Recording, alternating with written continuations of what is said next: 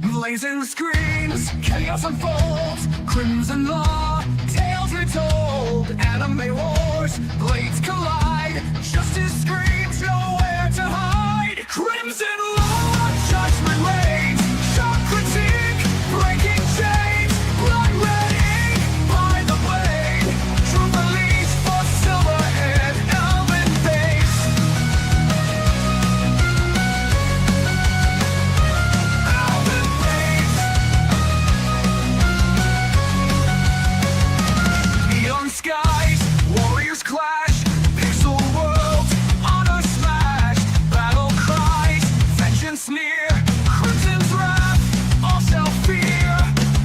Thunder roars, the verdict grim, myths explode, lights grow dim, bloodlines torn, broken dreams, crimson law, silencing screams. As heroes fall and villains rise, shattered dreams and severed ties, stand and fight, the time is nigh, rising up to do what's right. Crimson law, judgment reigns, shock critique, breaking chains, blood red ink by the blade, truth unleashed for silverhead, elven babes.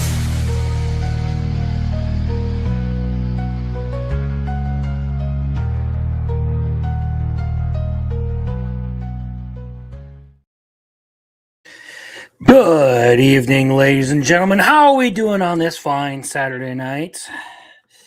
Me? I exist, okay? But that's all I can say to you guys tonight is I exist. It's been a week. Not exactly a fantastic one, but it's been a week. But basically the whole work schedule got screwed up. Not by any mistake made by a person or anything, but by the fact that just weather was not cooperating with us. So I got in a bunch of half days this week and was expecting to have to work today. So I woke up at 6 a.m. Was just laying in bed watching Grimgar and everything, was about to get out and start getting ready for work and everything, and all of a sudden I get this text saying, "We're not going to work today."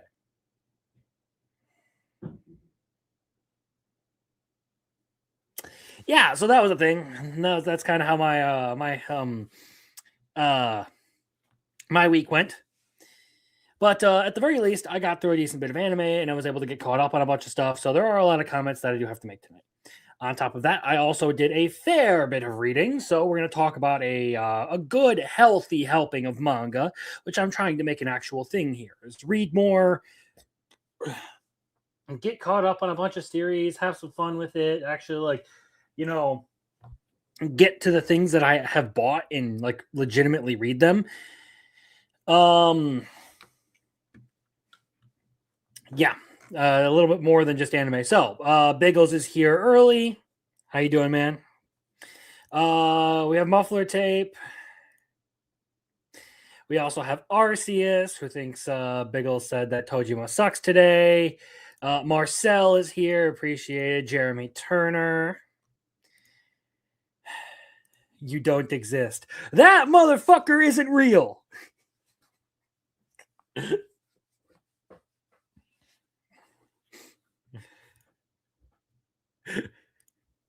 It was like 80 today. Fuck you. It's been very, very low temps around here. So we're lucky to be above 0 at least this last week. We're lucky to get above the 10s, I should say. Anyway, so like I said, there's a big chunk of manga tonight to talk about tonight. Of course, there is Chat's pick, which is Grimgar, that we're going to be covering. I don't need to have that up anymore. The usual anime shenanigans,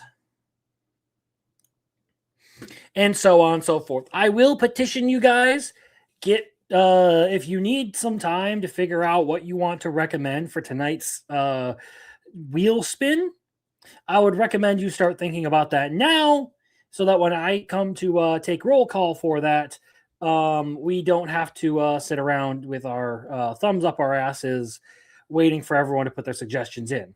Also, to those of you who are watching after this is over, if you guys aren't watching live, this was a comment that was left on the last stream asking to ask for some suggestions for from those who do not watch live.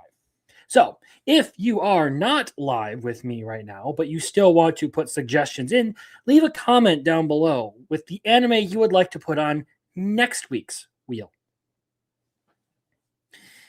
Those will get added along with the people who are here, live, actually, putting things on. So we'll try that out. We'll see how that one goes. But with that all being said, and me finally getting the erased video uploaded, albeit very belatedly, we're going to move in and talk about some manga. So first one I have on the list tonight is a married couple romance anime. And this one I've been reading for a decent bit of time. So let's get into this one. This is My Wife is a Little Intimidating. And now the basic premise of this one, I think I've covered it before, is this dude marries his senior at work. It's this chick who is very well respected. And when she gets married, she decides she wants to go full-time housewife and retires. He effectively takes up her position at the company.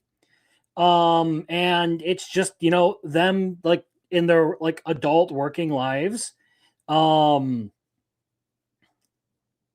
going through like a bunch of random like romance checks and stuff. Basically, you get a lot of the same sort of relationship things where you have these small little things that like are the center of chapters and all that. You have a bunch of things like let me think of like what was one of the big ones. Oh, in this latest volume, the husband gets obsessed with like this health app in which they have like a little animated character who is like this female doctor who reacts based on the foods you eat, like as you're like submitting it and everything. And he gets really obsessed with trying to make her happy. So his actual wife gets very, very jealous because of that. It's stuff like that. It's really like overall pretty wholesome, pretty low drama. Any sort of like spats or whatever that they have are usually solved within a few chapters. It doesn't drag things out. It's just a nice kind of like view of just like, married life and all of that. Plus there's plenty of there's plenty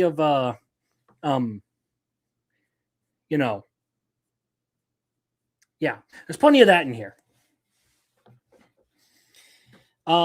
They do a little bit of censorship for that, so you're not going to see any fully uncensored titties or anything, but they don't exactly just imply it.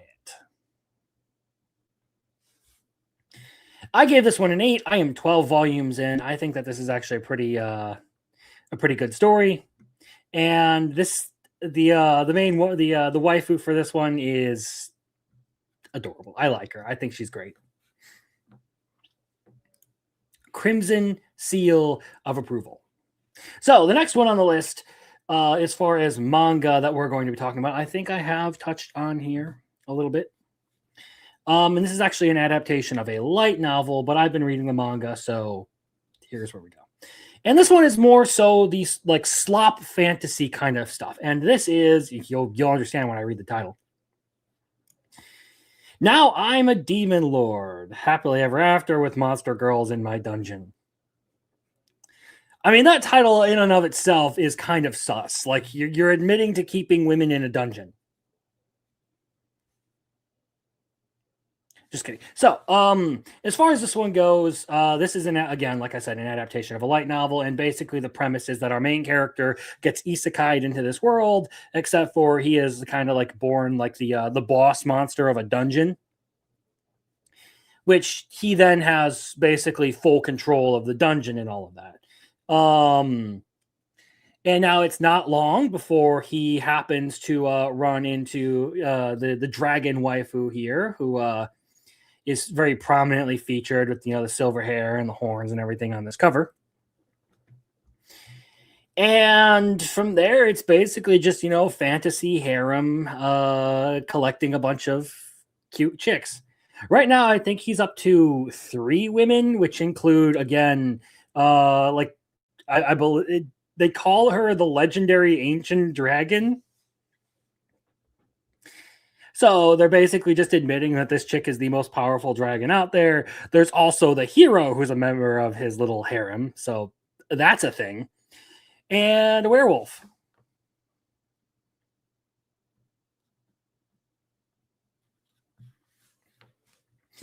Of course, there is, a bunch of the little like mascot girl characters. So there are a lot of like kawaii. There's a lot of kawaii cuteness to go around. And all around, this is just kind of one of those trash fantasy series that I end up kind of like enjoying to just like see, oh, there's a new volume of this. I know it's going to be fairly lighthearted and everything. It's a harem manga, so why not get into it? I'm always genuinely happy to see another volume of this, so I put it on here. I gave it a 7 personally. I'm 11 volumes deep in this. I don't think it's anything particularly noteworthy. But I feel like if you're a fan of this particular level of fantasy anime, you will probably get a kick out of it.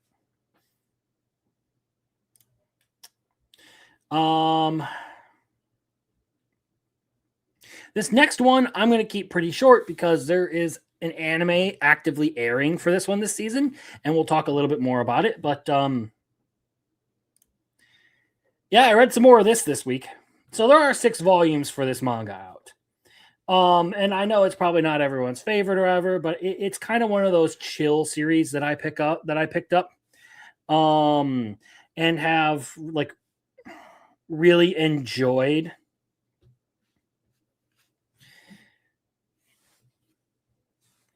Just for like the wholesome aspect for it. It's not necessarily that I like super recommend this series. There's only 6 volumes out right now, and they are very slow to release. I only think it's like a 7, which is like a series that I enjoy, but don't have like particularly like noteworthy praises for.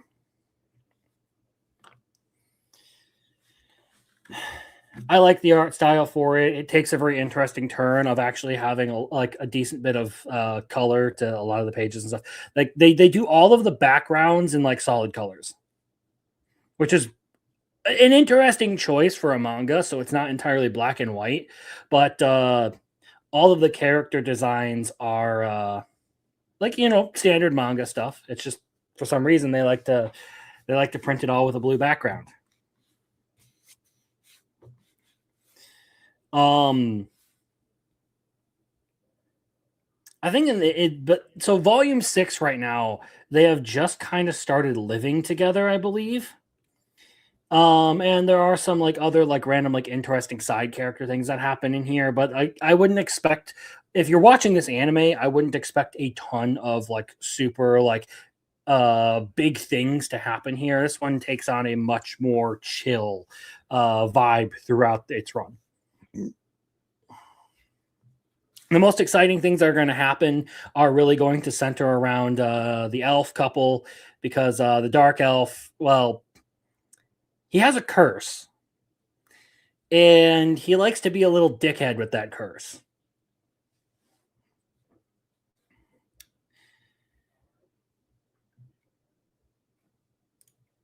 The next one, though, I have quite a bit more to say, because the next one on the list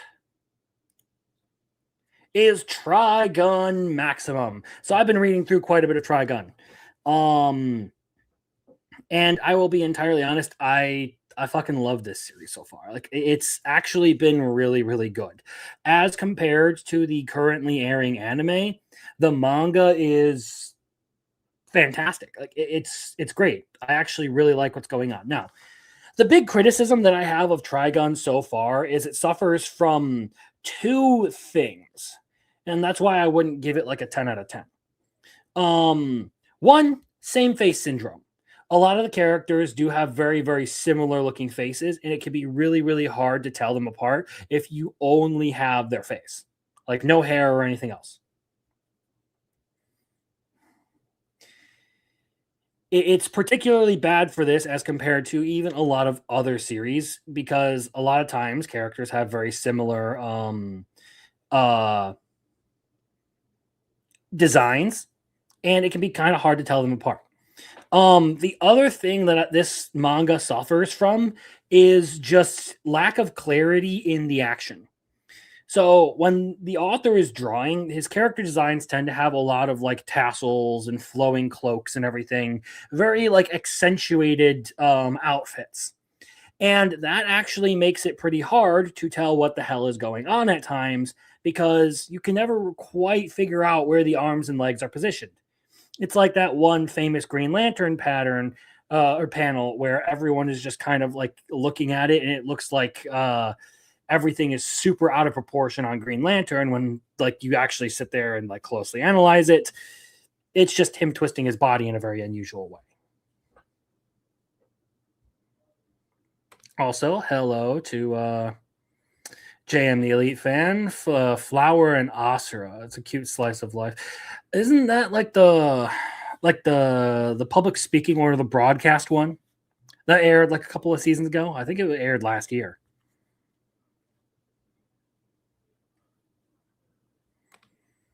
I think they are micro/macro views of a similar set of problems.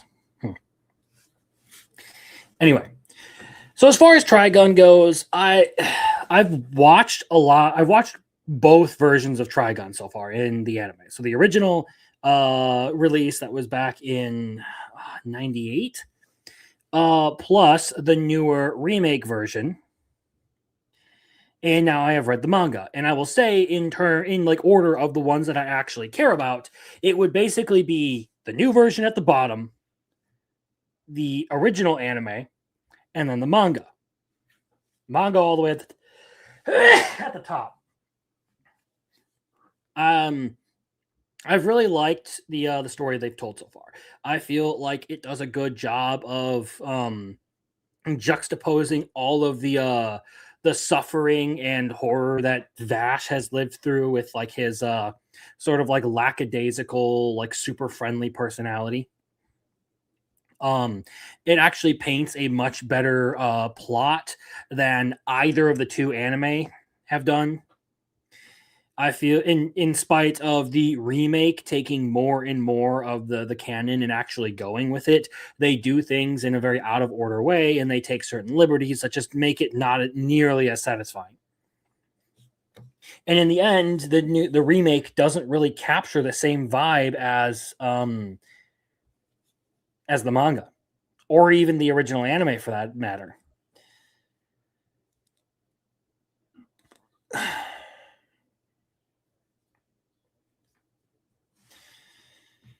So if you actually kind of like want some sort of like sci-fi stuff or some like gunslinger stuff, I actually do really recommend Trigun. I have been very, very happy with how much of this series has been pretty good in terms of like what it's done. As we've gotten deeper and deeper into Maximum, there has been a lot of like good stuff with just Wolfwood being a fucking badass. Um, some of the some very interesting lore drops and all of that. We're kind of just now getting around to where the anime is for the remake, where they've reestablished contact with Earth pretty much, and now there is a fleet of ships headed to this new planet, which I mean they call Gunsmoke. And at that point, Knives is pretty much plotting to destroy all of humanity and like just take all of their hope away. They've also sort of revealed that Knives and Vash are kind of on a timer. They may, by technicality, be immortal and not age or anything, but there is a limit to just how long their lives will last. And now it's kind of variable, but there are some interesting things going on with that, and some of the other characters who are involved with Knives, sort of like plotting on his downfall and all that. A lot of these things that I'm talking about, as far as like Knives' inner circle, and the people he keeps close to him plotting against him, none of that has really been done in the anime so far, and they kind of take on a more sympathetic tone to Knives in the anime than they do in the manga.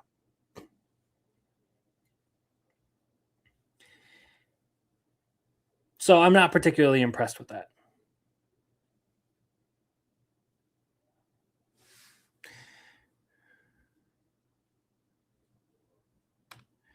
As far as this goes, yeah, sorry, I just kind of forgot that you super chatted that and got lost in my own spiel. So we'll get to that.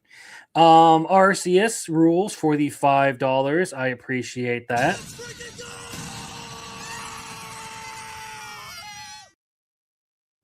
And he says, thanks for putting up with my BS. Can't wait for your opinions on Genshiken. And I recommend Hell Teacher for tonight. Thanks for being a good friend. I appreciate it, man. Thank you for the donation. I appreciate it. We'll get into those in a little bit. We still have a couple more things to go over. There is one more manga, and then we'll quickly talk about Genshiken.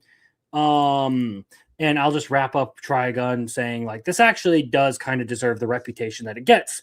I feel like that 8.29 is maybe a little bit low in my estimation, but it's a good show that this is actually a pretty well done manga. It's pretty well liked for a reason. So honestly, I feel like it deserves a better anime adaptation than it has gotten in either rendition. And this feels a whole lot like the Berserk 96, the Berserk 97 and the Berserk 2016 situation, where 97 is technically the more liked, or the older version is the more liked one, or just the better one in general, and the newer one can suck shit.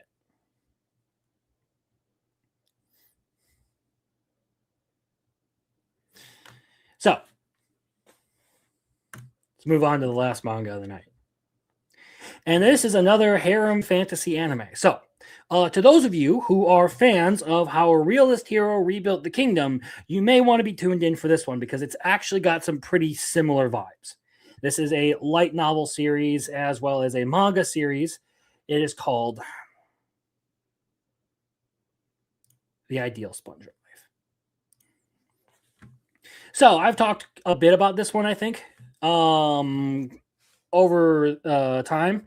And it's been on here a couple times, but I've recently gotten into just, sort of like reading these in bulk, trying to catch up on this so that I can start catching up on other series that I do want to read as well. That being said, the premise, since it's been a while since I've mentioned it, is basically this red-haired girl right here, Aura Kapua, is the queen regent of her country, and she needs to basically get married, but she doesn't want to get married to anyone who is going to try and usurp her position in the whole like power structure of the country. So she uses her magic to summon this random Japanese office worker to her world because, as it turns out, he is descended from a similar lineage who happens to sort of like jump ship from Aura's world over to his world. So it turns out he is royalty from another world. Now nobody knows this except for him, and he ultimately decides, yeah, you know what? I'm going to give up on this shitty company life that I've been living, and I'm going to go be basically a I don't want to say breeding stallion, but that's really the only, like the best way to describe the position initially. Basically, he's only there to be married to her and help her create more, help her make babies. Which is a pretty fucking sweet deal, if you ask me. I mean, you get the management of a country. I get sex with a really hot redhead. Okay, you know what? Sign me up.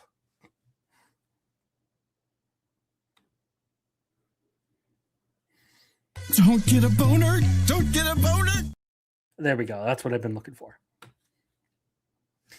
Anyway. With regards to this series, 7.22, I feel like doesn't quite do it justice.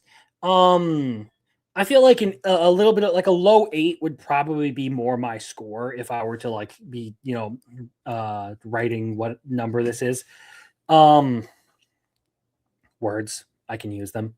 Anyway, the reason I compare this quite a bit to how a realist hero rebuilt the kingdom is that it sort of takes on a very, very similar world building scenario to what the realist hero rebuilt the kingdom does. The idea basically being that she's ruling over a nation that just survived its own civil war. And there's a whole lot of like political mess that's going to need to be taken care of. There are a bunch of like other like minor things that like happen that can like raise or lower your standing. You got the whole Chinese social credit. You don't say hail Xi Jinping or some shit like that, and all of a sudden you lose all of your social credit. That kind of stuff. So, in spite of initially being promised this sort of like lackadaisical sponger life where he was just going to sit around and do whatever the hell he want while Aura managed the kingdom and all he needed to do was help her create heirs, he ends up getting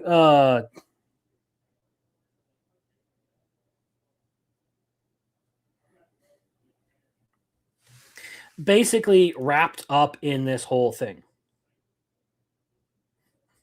He basically gets like wrapped up in all of her politics and stuff. And so far, the world building has been really cool. They've been kind of like teasing this whole idea of like he's gonna get forced to have a harem, in spite of the fact that he really only wants to be married to Aura. And I like that rather than just having that sort of like distant sort of like relationship because they need it sort of thing going. They're actually like a good couple. Like they genuinely have a solid relationship. They like work well together. They constantly communicate with each other.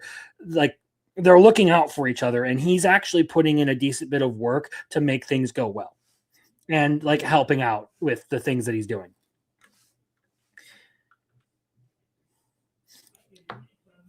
Whereas Realist Hero really does focus very heavily on just the world in general and like the sort of like building the kingdom kind of thing. This one focuses more so on the dynamics, like on like the power dynamics between nobles and the royal house and everything, and all of the various like customs and stuff and what they mean to this society. Like there's this whole thing going on now where Zenjiro has to go to a wedding. And now the royal family has to have a representative at this wedding, and Zenjiro is the only one who can go.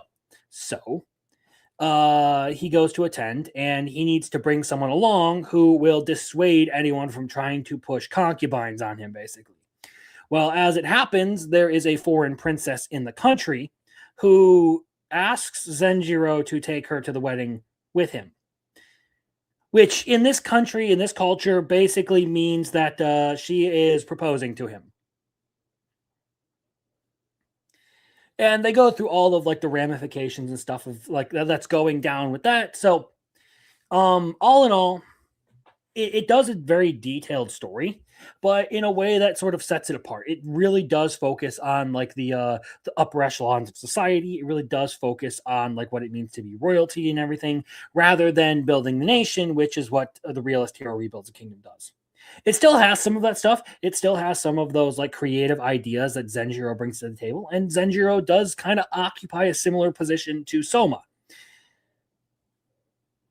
I just feel like this one is a little bit less polished than Realist Hero.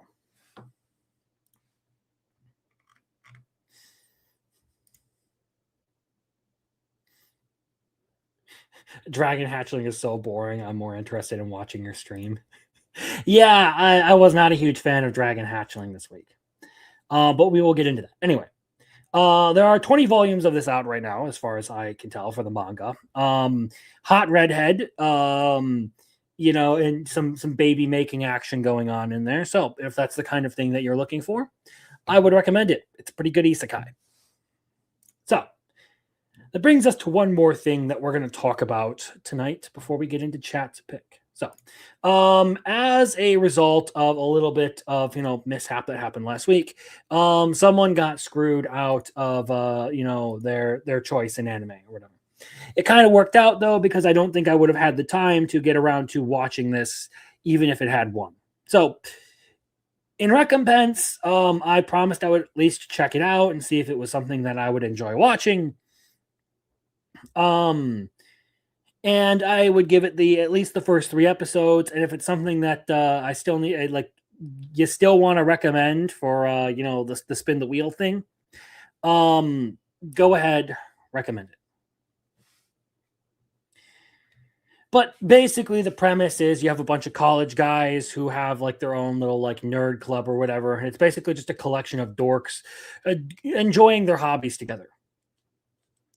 Collecting doujinshi, anime figures, watching anime, doing the kind of stuff that I do when it comes to reviewing anime. And it's decent. I don't necessarily hate it. One of the things that I will say is that the main character does kind of remind me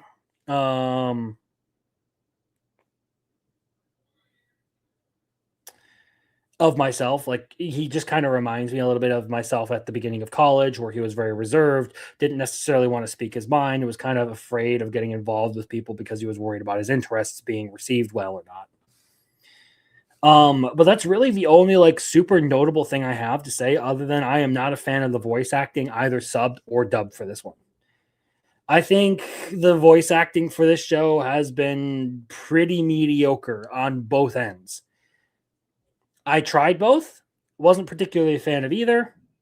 I can't say I'm super invested in what's going on with the story right now. I can't say I'm super invested in this show just in general. So it's on hold for now. It's not something that I felt like I absolutely had to continue. If it gets recommended again and it wins, I'll watch it. I'm not going to have a problem with it.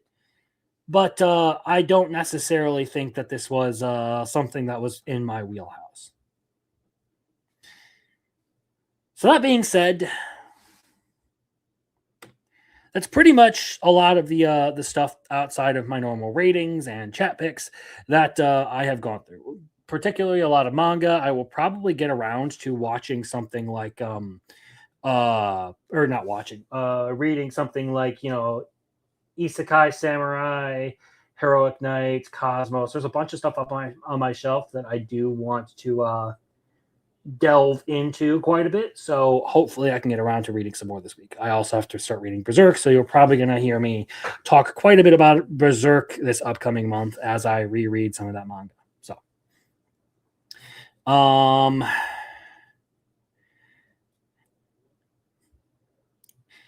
only in fiction does a redhead tan, LMAO. Yes. True.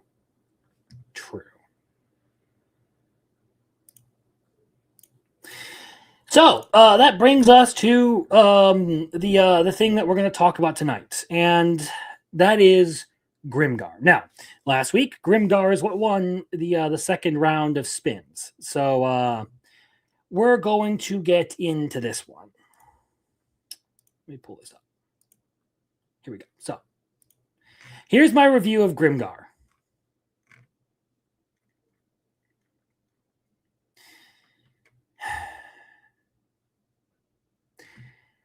I can't say I was particularly enamored with the first few episodes of this anime. To be honest, when I first started watching it, I did not think it was all that great. Setting aside, of course, the effort that was put into the art design and the animation, there wasn't anything truly gripping about this anime. Like, visually, it was phenomenal. But I was not necessarily taken in by the story of this one within the first 4 or 5 episodes. It honestly, with those first few episodes, I was pretty confident that I wasn't going to be super into this show. I felt like the story largely focused, I felt like it does focus largely on a party of self-labeled rejects and leftovers struggling to make ends meet in a world that relies heavily on being able to hunt down monsters. So basically, the core part of this show is a party who really struggles to fight monsters, trying to figure out how they're going to fight monsters. Basically, everyone who sucks at fighting gets lumped into one group, and they're all out here getting fucking low diffed by a single goblin.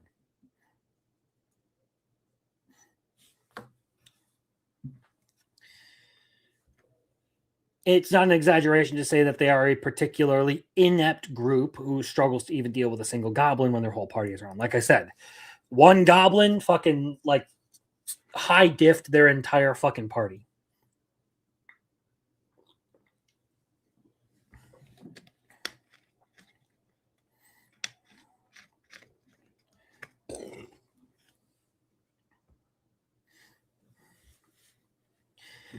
So needless to say, this isn't the tale of a group of dauntless heroes saving the world the way you would normally expect out of isekai. And I guess that is actually one point in its favor, is it does deviate pretty heavily from your standard isekai formula, in that it actually goes with a bunch of people who aren't particularly skilled at what they do and have a lot of struggles. And they don't just magically, like, grow up and gain all these like super amazing powers and find out that their stupid skill that they had, or that they, that like everyone was laughing at, was actually super OP. No, these people legitimately suck at what they're doing. They're not particularly fantastic at fighting monsters, so hey. In terms of characters, I also can't say that I was particularly intrigued by them. They all felt pretty bland for the most part. Most of the female characters were pretty generic, and a lot of the male characters I felt were super underwhelming.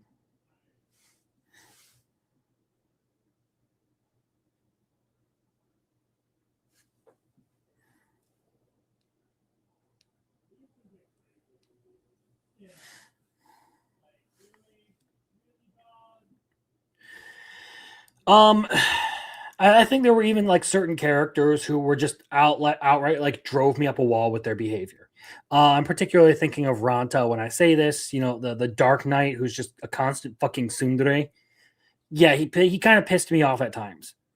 That combined with the plot that was far less than spectacular and didn't really present a whole lot of interesting things about the world to me, had me really had me ready to just like snooze through this whole anime. Like first couple of episodes, super underwhelming. Wasn't that interested in it, so it was kind of whatever. I wasn't like super hooked on this one.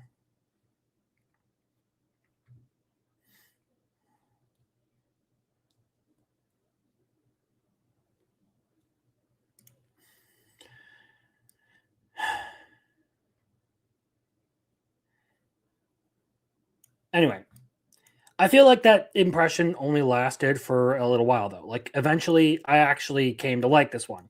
There is a particular point in the plot where I feel like this entire thing takes a turn for the best.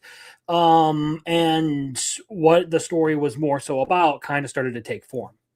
It took a little while to actually get there, which is kind of disappointing, but I feel like it was fairly good once it actually hit its stride, and I got more so into the tension between the characters, the interactions between them, their own like thoughts and all of that. Like once you started to get into that, I felt like the story was much better. There was the whole toll that this new life was taking on them, like the stresses they were feeling, all the stuff that was like weighing on their mind and all that, like them trying to deal with their situation. And ultimately, everything that's brewing beneath the surface. Some people might seem okay, some might not be, but you never really know with the person. And that started to make things interesting once people actually started communicating and like they're talking out the problems that they had.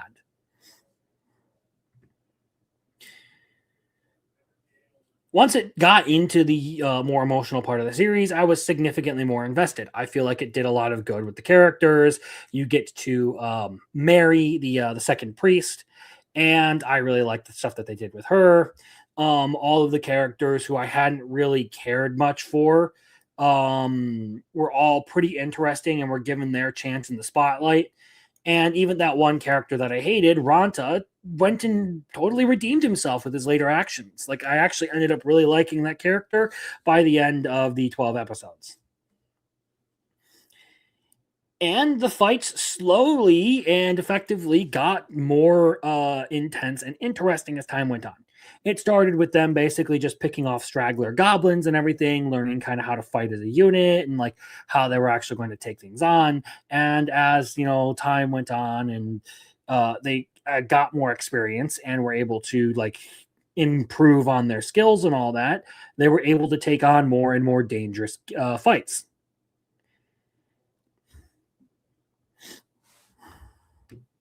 So by the time I reached the end, I honestly had a radically different position on it than what I started with. And I thought it was a really good experience. Too bad there will never be more of it, if you ask me. So I ended up giving this. Oh, I thought I gave this an 8. Apparently, I slid a little too much. Can I edit this? I should be able to edit this, yeah. Okay, I only wanted to give it an 8. There we go. There we go. So, I like this show. There are some like pretty like clear problems that it has with it being kind of slow and a little bit like boring up front. I'm not particularly like impressed with how it like rolls into the story or anything, but it has some very interesting choices that do make it particularly unique. It has a really good art style and very good animation. I ended up really liking the characters. I feel like they have a really good core group. Even if their personalities may not mesh, they have a lot of good things going for them. And when push comes to shove, even the most standoffish characters in there will have each other's backs. It was a nice little adventure show that was kind of a nice, like a good break from the like over the top, super dramatic, like super high stakes kind of isekai bullshit we get up to nowadays. Very solidly written, something that I thought was pretty fun to watch by the end of the season. And I'm pretty happy with what I got to see. There's not necessarily too many more thoughts that I have on this one right now. I kind of like put it all out here in like this being like the big chunk of what I have to say about the show and how it like does a generally pretty good job of like turning itself around and sort of establishing this idea that like these guys aren't necessarily going to be the ones saving the world or anything, but they're pretty good. And I'm sorry, guys, if I'm missing your comments and everything, but they're literally like something's wrong with my internet tonight, and they're kind of just sort of like loading in bulk. So like I can only like pull them up every now and again. So yeah, like this just came in for me.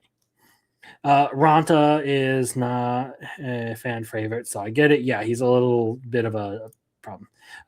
People thanking them for taking down the kobold was great. Like such a good moment to understand how much it affected people. Yes.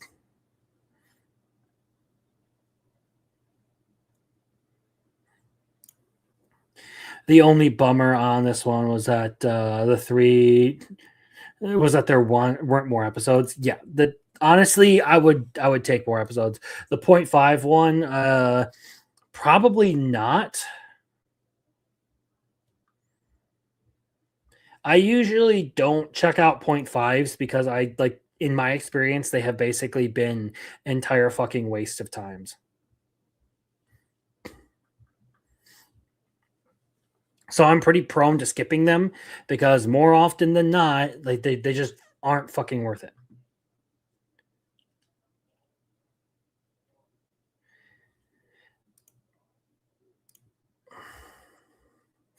So anyway, as far as Grimgar goes, I think it's pretty good.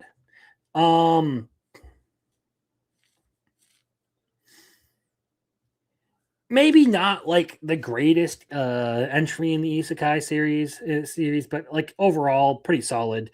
I do think it's actually like good. I get a fair bit of entertainment out of it, and honestly, I wish there was more.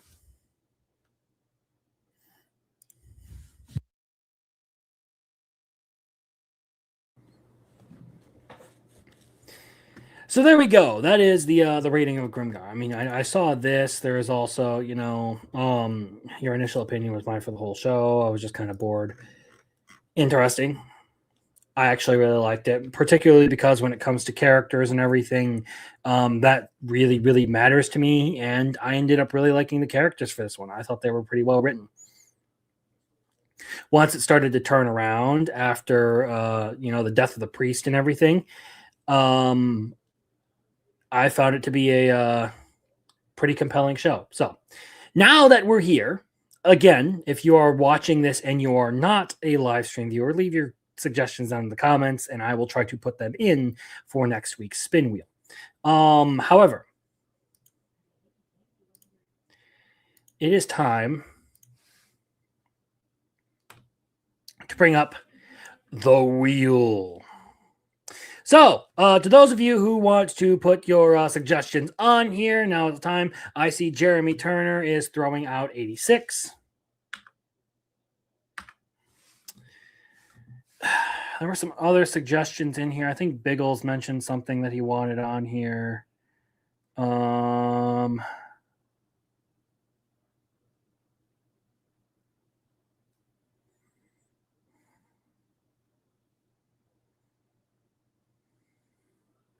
Genius Prince's Guide to Raising a Nation Out of Debt. So we have 86. Yeah,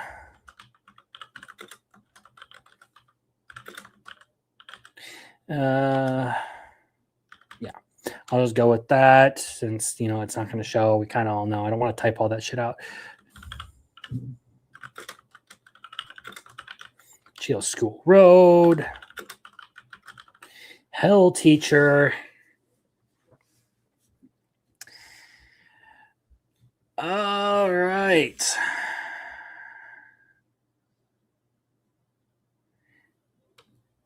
And Golden Time. Okay.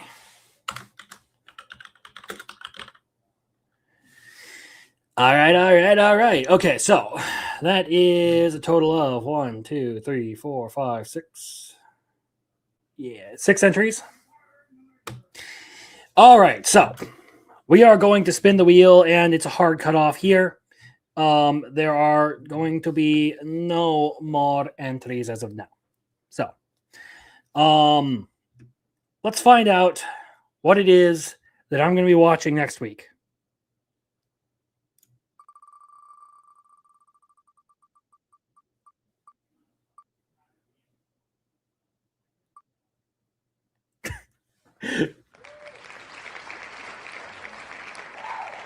All right. So there we go. It is.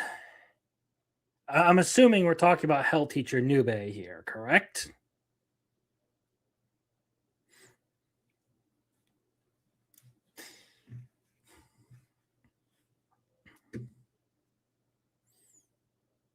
So that is what we will be going for next week. Let me just pull that up here really quick so that I can keep track of this.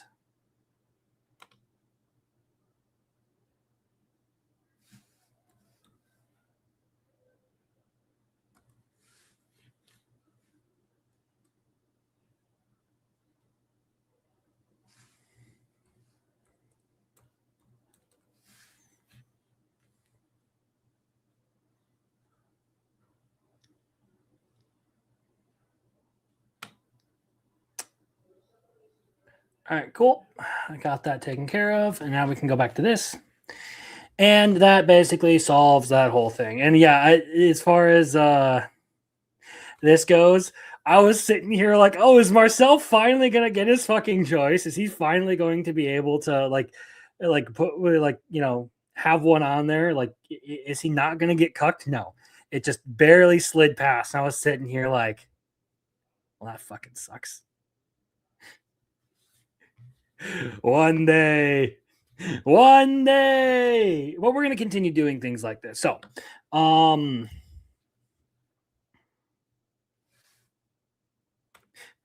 proposing a ban from Arceus recommendations.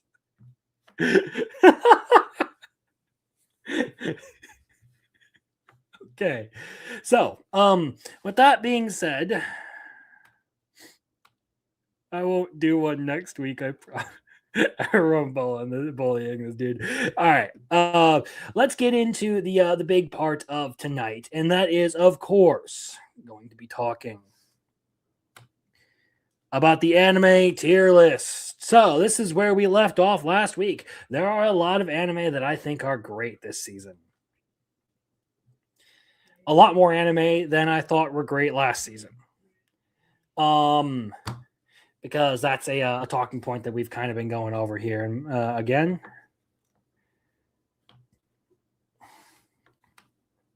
so far, there's only one person who I would think like really wants the suggestions or anything. So I'm just kind of doing this as an experiment. We'll see how it goes. Okay, if it ends up being too much of a problem or whatever, we're likely to go back to just doing it to people who are doing it with people who are here in the live stream and actually viewing.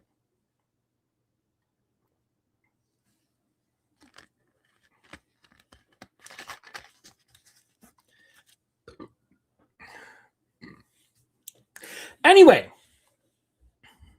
let's talk about Frieren Beyond Journey's End. So, the episode starts with the trip to the hidden hot springs. And when they find out about it, Stark seems particularly interested in it, in spite of the fact that like Frieren says it's a pain in the butt. So they march all the way up there to a small spring in the mountains, and it turns out to basically be a foot bath.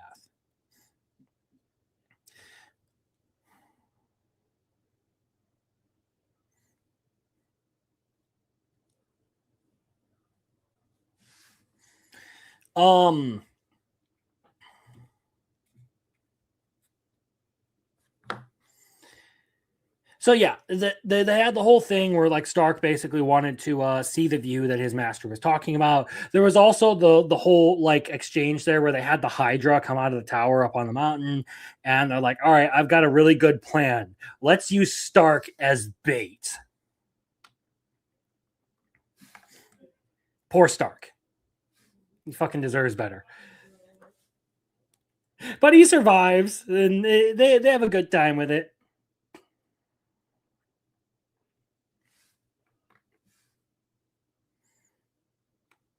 All right, this is officially getting made into a community post. These two comments right here.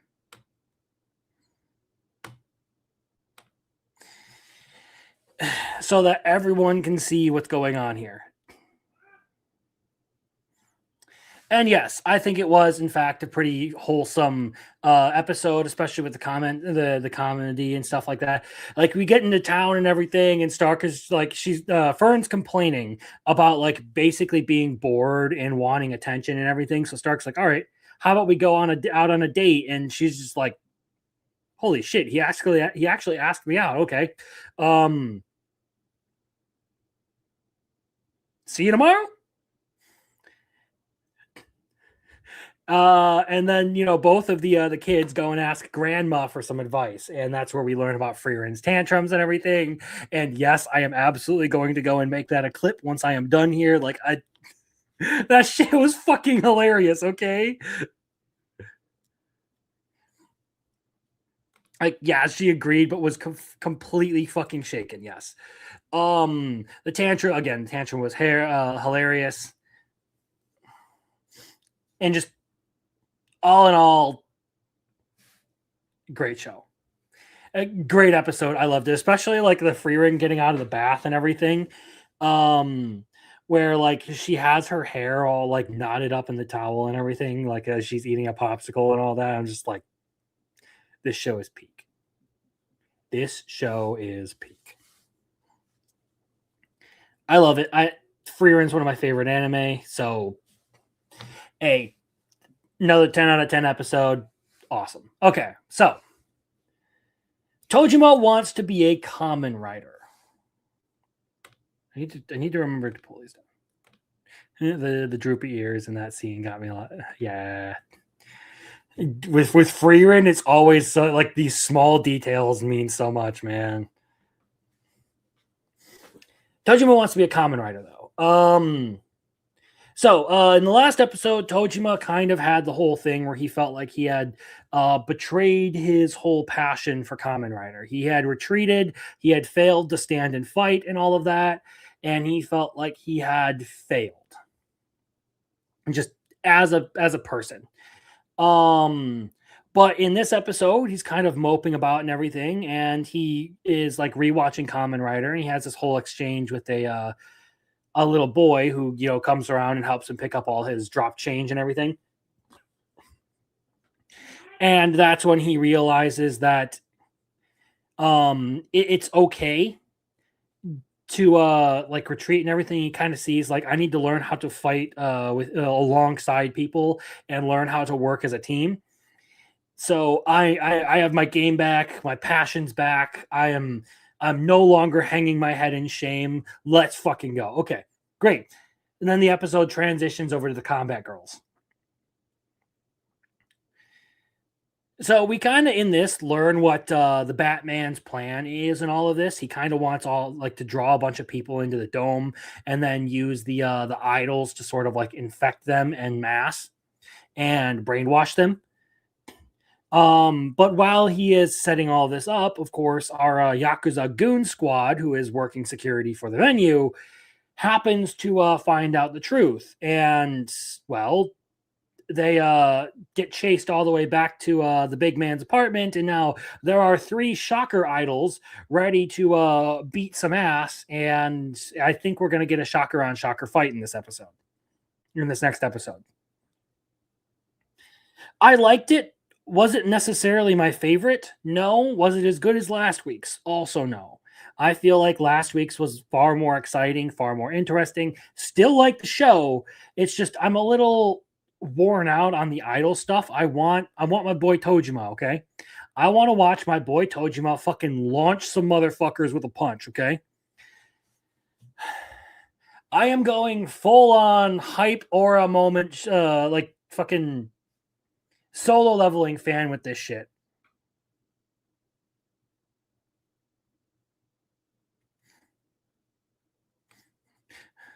That old Kamen Rider episode was so damn lame. I loved it. It was a hard act to follow. Best episode of the whole show. Interesting. You sound like Biggles. Fuck off. Hey, no, I'm still saying it was a good episode to see Tojima really quickly recover. I liked that part of it, and I don't necessarily hate what happens in here, but it really does feel like it's set up for what's going to happen next week.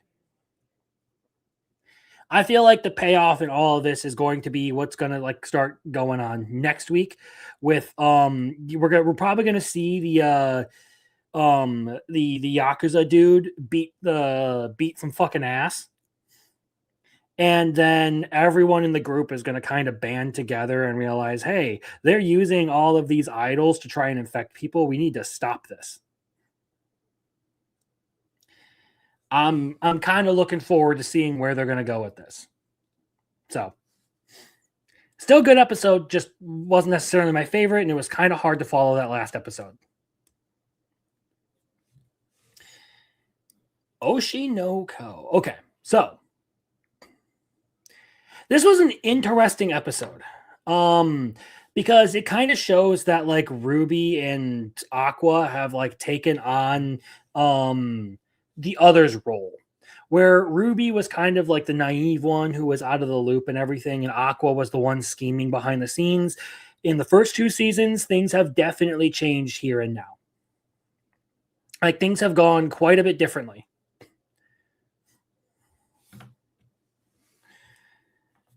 However, the bulk of this episode is occupied by the fact that there has been a terrible miscommunication in the whole cosplay thing that was going to go down for this online show.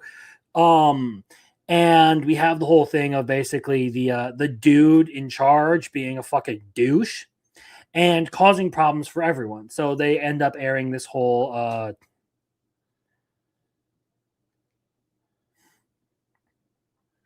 they end up like airing basically the whole apology episode, doing the whole thing to basically like make the director, come clean about why he did what he did and sort things out. I like that part of it. I like all of that. Like it's a good, well written episode, and it plays into everything that's going on in Oshinoko. Um, but I don't necessarily know if I was like super huge on this episode right up until like Aqua's like, how much of this did you plan out? Or like, how much of this was your intention?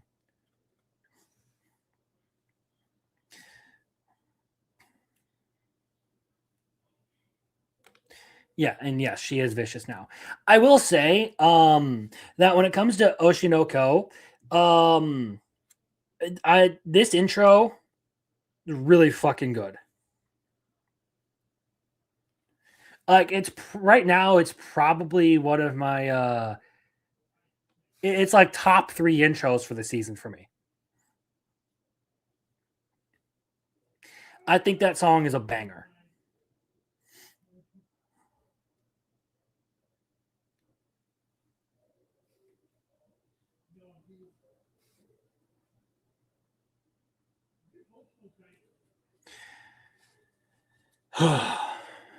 I'm looking for something a little bit more, substantive, something to give me quite a bit to talk about before I really start like diving into talking about this for the season. Right now, it's kind of been like slow rolling into a lot of the things that are like about to happen here. I feel like we've gotten a couple episodes of like rising tension and all of that. We've gotten like reintroduced to everything that is going on for the characters. Overall, it's been building to something, and I'm kind of looking forward to seeing where it's going to go with this. So, for that, I will now move on to Sentenced to Be a Hero. So, I actually really, really liked this latest episode of Sentenced to Be a Hero.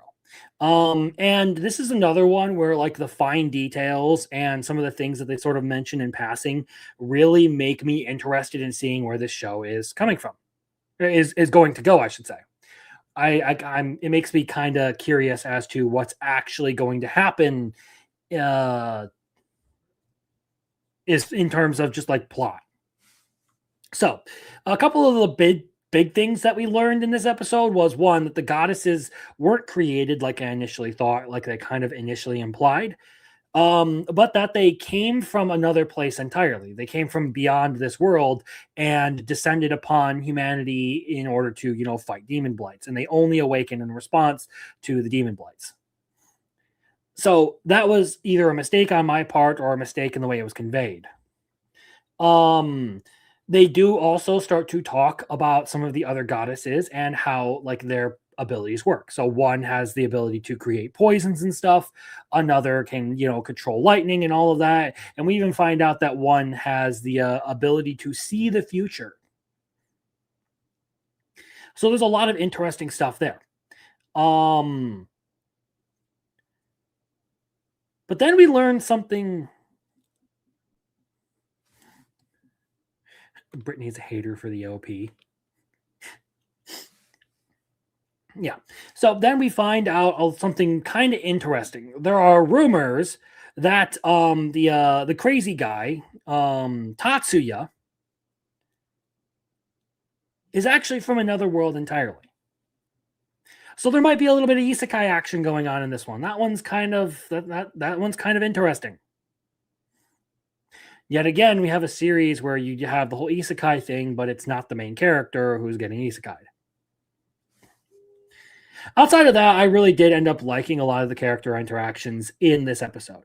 I thought the whole thing between Kivia, Xylo, and Teorita was pretty endearing in this one. I liked a lot of what they did with that. We also learned quite a bit about Venetin, and how he is like a professional con man who was ripping a bunch of people off, and why he ended up being made a hero. So apparently, he pissed a lot of people off when he wrote in a newspaper that the government, key officials in the church and in the military, were all being controlled by the demon lords. And now something about this terrified the people up top, to the point where they realized they couldn't have Veneton speaking out because he was so charismatic and convincing that he could make people believe anything. So suppose he got his hands on the truth of the matter and he started, telling everyone what was actually going on. It would be a really bad thing for them because he'd actually be able to convince people of it. Now, this only reinforces something we already knew, that the government in this world is completely corrupt and that they're likely, not to be trusted whatsoever. Gee, whoop-de-doo. But everything that it gave me in this episode, I was actually pretty happy with. I thought overall, it was very satisfying.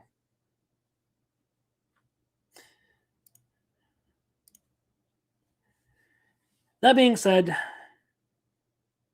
we're going to move on to childhood friend rom-com.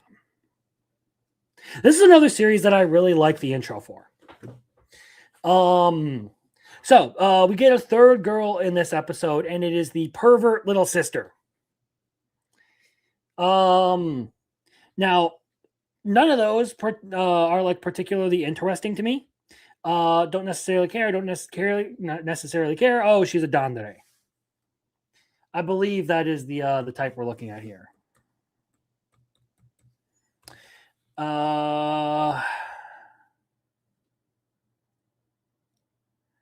Maybe not.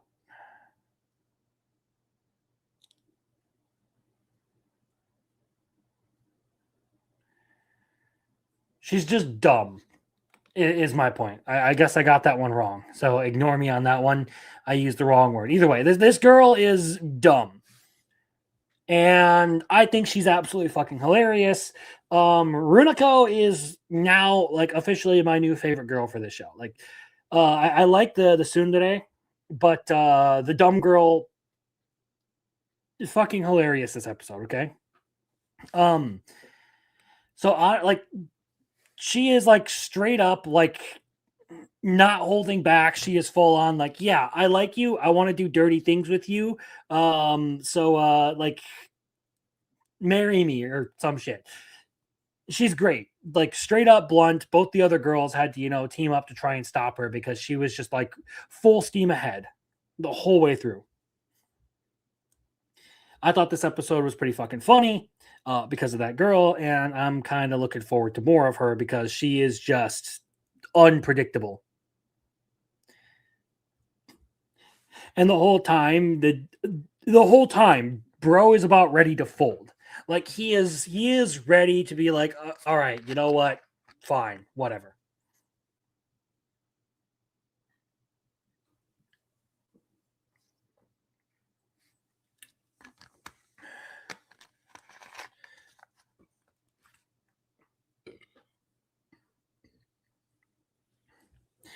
So good episode for this one. Really did like it. I thought it did its job pretty effectively, and I'm looking forward to more of that shit. Okay. Kaya wants sorry, not Kaya. I'm confusing a bunch of other things. Kaya-chan isn't scary. Let's go with that. So, with this episode, we got the whole mirror monster thing.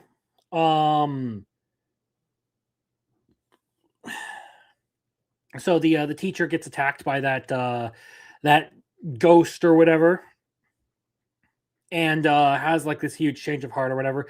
I don't know if like it's going to be like a bigger problem than what it was, but it does kind of look like they're implying that there are some issues there. Kaya also ends up saving the bully kid who's always making fun of her from drowning. He basically gets dragged under by a ghost, and she jumps in and hate the Sweet Home Alabama stuff, but this one works. All right. Basically ends up saving the kid from being drowned by a ghost and all that, and he thanks her and all that. Like he struggles to thank her and does the stereotypical like young boy thing to the girl that he has a crush on and continues to pick on her. And then after that, we learn about the fat ass. We get his whole backstory and how he lost his daughter and he could see spirits. So he was basically clinging on to the spirit of his dead daughter. And it drove a wedge between him and his wife. And ultimately, the daughter's spirit got corrupted and was about to attack him and everything. And then, Kaya burst that bubble. And from there, we also learn that Kaya's house is incredibly haunted.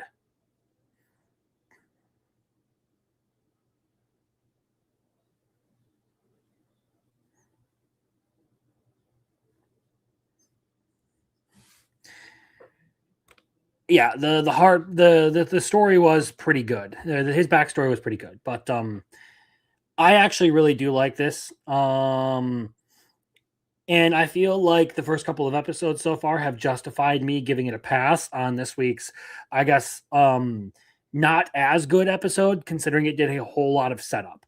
I wasn't necessarily the biggest fan of this latest episode. Like I said, it does a whole lot of setup. There isn't a whole lot of payoff for it, so perhaps we'll get some of the more interesting stuff in the subsequent installment.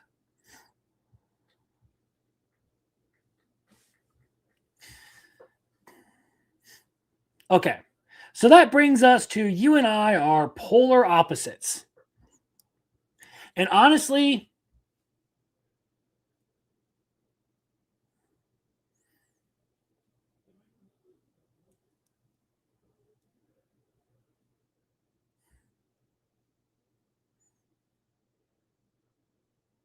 sorry. Anyway, and honestly, these subs for the first half of this episode are a fucking travesty. Like whoever did these subs probably deserves to like lose their fucking job because it was terrible. Not only do we have the issue of just the character speaking in dumbass fucking Netflix lingo, but whoever was doing the subs on one character in particular did a terrible job of giving you any amount of fucking time to read them. Like for those of you who are fast readers, you probably didn't have a problem. But for me, I don't normally like I'm a slower reader and don't normally struggle with subs, okay? Like I can watch subs just fine. But with this one, for some reason, whenever it was this character, they did a terrible job of making them readable. It fucking pissed me off.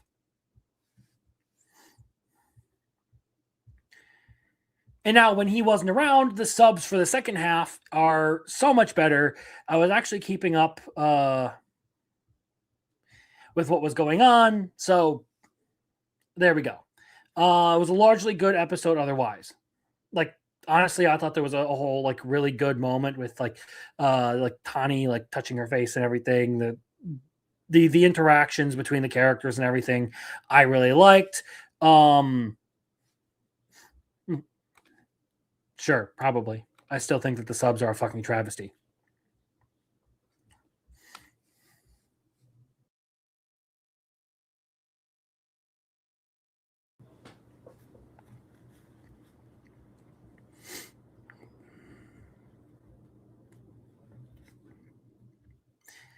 Anyway, I'm hoping that the next episode is better than what I fucking got out of this. Because I get the biggest note that I have is just fuck them subs. Anyway, not much else to say out of that. I still enjoy the show. I still like the interactions we get out of all this. But could have been a better experience for me.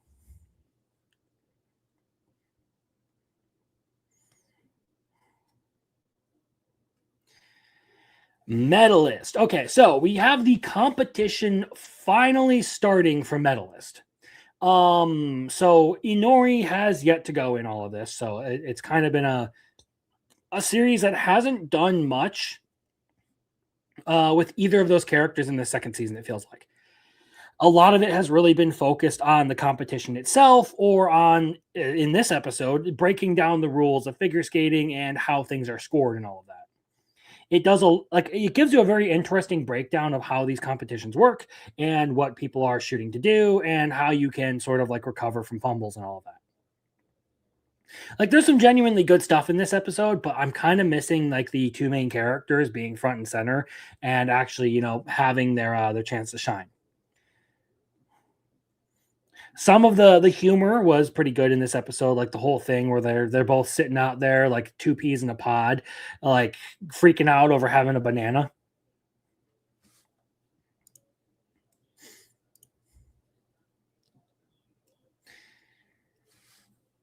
It's been good. And the animation for this has proven to just like hold up from like the last season. So I've been enjoying it quite a bit. I've really liked what I've gotten out of this one so far. I'm looking forward to even more out of it because again, it hasn't even gotten to the characters that I'm really invested in.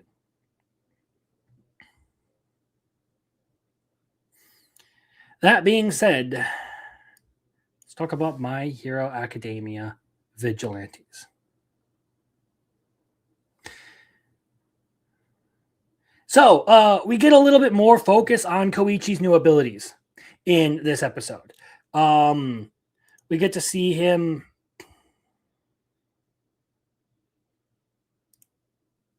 Yeah, that's what I'm saying. Like, I actually enjoyed that. Like, we got to see quite a bit of the sports stuff and all that. And the performances were good. It's going to be interesting to see how this plays out, but I feel like it's going to get better once we actually get our main characters back in action. So, My Hero Academia Vigilantes. So, we hold on a second. There we go.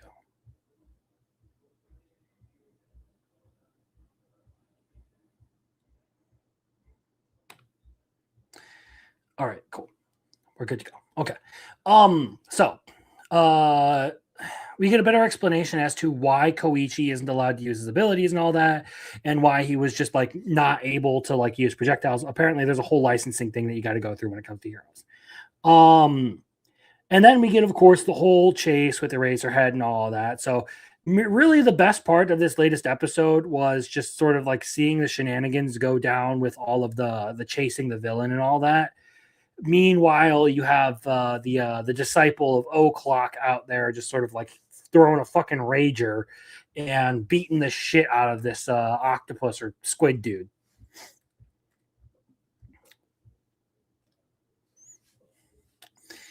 Again, this show really could use more Knuckle Duster, but it kind of seems like he may be coming back here in the near future.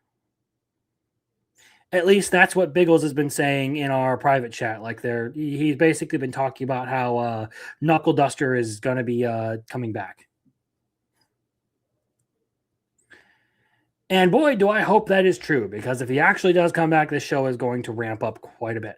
That guy was an essential part of what was going on with the story, if you ask me.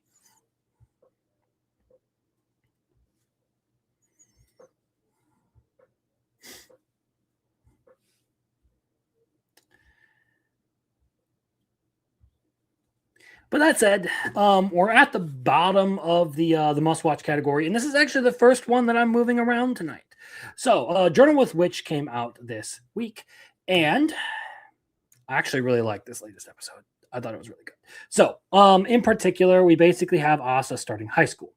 And there was the whole thing where like they're talking about their parents and all of that, like they're walking through the hallway. And this scene I thought like particularly hit me hard because there was just that like sudden onset of loneliness that she's hit with. And like, yeah, I've kind of been there before where like you're in a crowd, you're hanging out with people and all that, and all of a sudden you just feel like, you don't belong there, like you're completely alone, like you're just like barely hanging on to the group, trying to keep yourself together, kind of thing. So like because I've been there, because I've like had that kind of thing happen, yeah. I felt that one. We also, having the have Asa, meeting Makio's ex-boyfriend and all of that, and like having their whole exchange and all that. You learn a little bit more about them. And then you have the whole confrontation between Asa and Makio closer to the end of the episode, where Makio sort of talks about how, like, I don't understand you, I don't know you because you're like so different from me.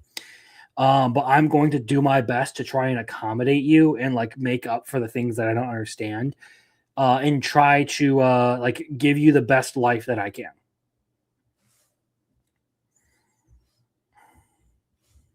There was a lot of good stuff in that episode. I thought it was a pretty good one.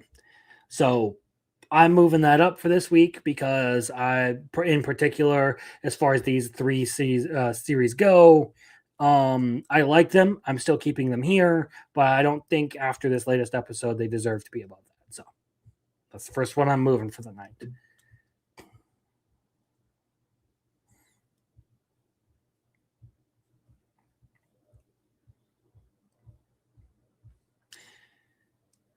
All right, let's move on to Tamon's B-side. So, this latest episode of Tamon's was not necessarily the most comedy centric. It was a little bit more so focused on the drama that's going on between the boy band crew. So we have this whole thing with Ori getting sick and our main character girl going over to like take care of him because she gets called in. We also have Tamon showing up to try and like make sure that the guy is in top form and all that. Ori gets his redemption in this episode a little bit anyway. He actually comes off as a better character than before. He's much less of a dick in all of that, and even ends up calling off the bet. Now in the end, because both characters decide that they were going to fucking overwork themselves,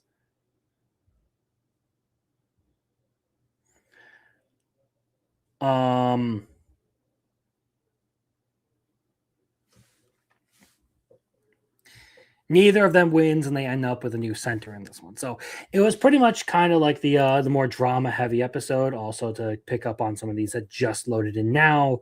SJW Mantis getting wrecked was great. It looked like it in the preview for the next episode. Cool. Nice.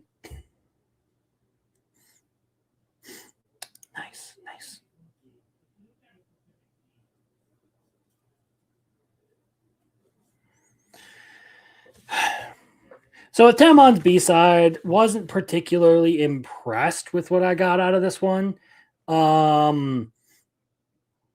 At least in terms of like what we've gotten out of the series so far. It was a little bit more story heavy with it, and I kind of enjoy the comedy out of this one. So it kind of balances out. We'll see how it goes. Scum of the Brave, I actually did like this latest episode. I've been really enjoying this show. So I'm moving it up one. So we basically get a whole new job here because Jogamine and our main character, or Jogamine has something she wants to get up to. She takes this whole job, and the main character gets to act as her bodyguard to have his debts forgiven. So they're going to investigate some sort of drug deal. And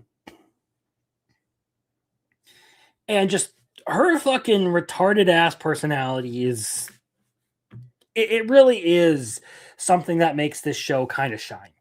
Just her being super straightforward, super blunt, just like not necessarily understanding what's going on, but like going along and just, you know, kind of having a heart of gold.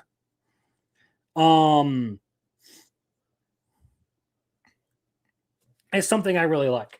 And now what they kind of seem to be implying in this episode is that this girl might actually be related to someone that the main character knew. I feel like that's going to be a reveal that we're going to hear, or we're going to learn about in like the future here is like, oh yeah, you know, like such and such an old friend of yours, someone who was like a really good role model, a really good friend of you. Yeah, I'm his daughter.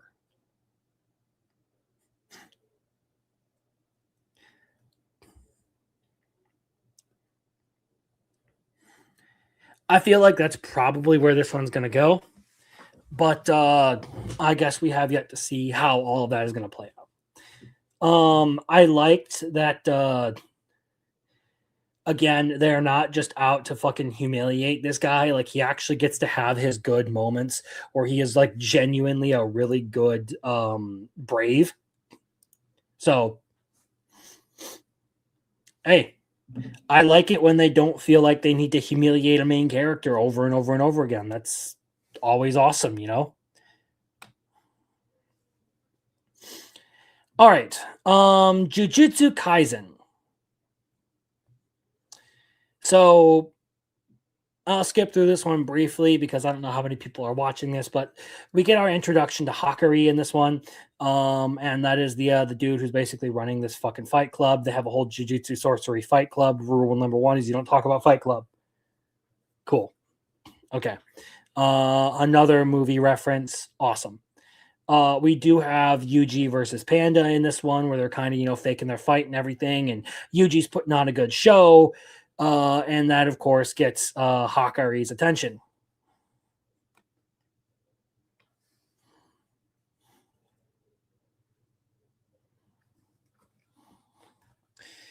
Of course, until he finds out that Yuji is with Jujutsu High. And that causes him some fucking problems. Also, apparently, this episode has turned into a bit of a controversy in and of itself, too, because there is a trap in this episode. The person hanging out with Hakari in the surveillance room, that's a dude, not a chick. It's just a dude dressing like a chick. But to the West, it turns out that this is apparently a trans person, and they won't take no for an answer. So, fucking fight over it. I could care less at this point.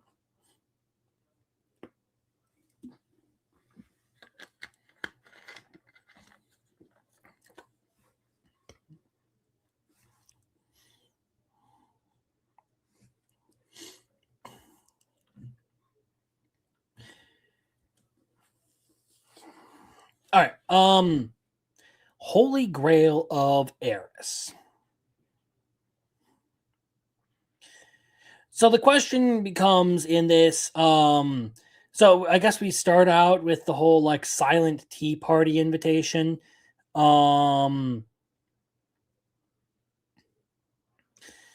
like everyone like they basically call in Constance to like a struggle session and they try to judge her and all that. Fortunately, this gets thwarted by you know, the Lord Death guy calling in a favor. And that sort of disrupts everything that is going on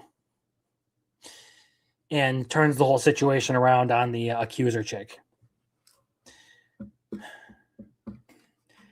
I think the more interesting part of this episode to me, anyway, was I guess the subtle implication that the princess could be actively poisoning herself to, you know, like prevent herself from having an heir or whatever. Or maybe it's just the fact that like she's an innocent bystander and someone else more nefarious is going out of their way to try and poison her. However, they do seem to imply that she is someone who's just not a good person. So I would imagine that this is some scheme on the princess's part.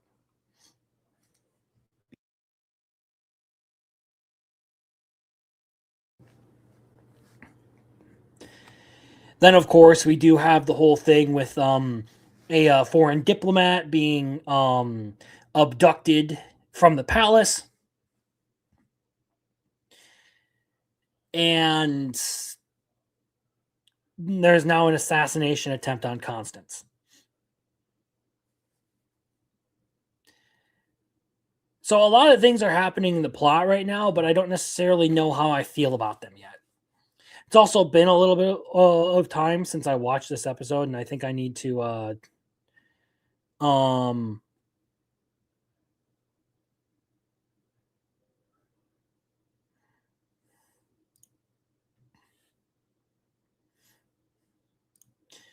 had a bit of redemption this week. Jogging Mania is slowly growing on me.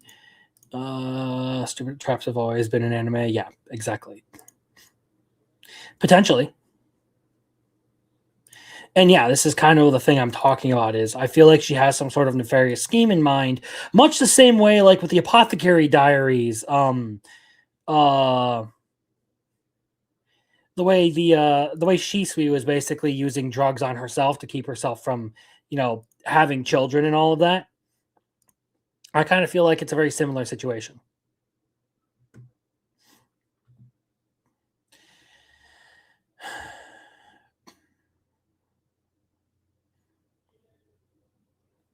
Of course, I'm not 100% like certain of that. It's just a gut feeling right now based on a couple bits of evidence that we've gotten about these characters.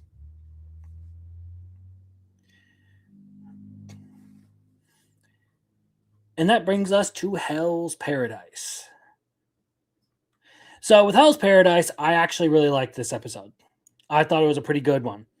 Um we basically have the whole like brief stint of Gabimaru fighting a bunch of people and the weird sex and death stuff that was going on the other end.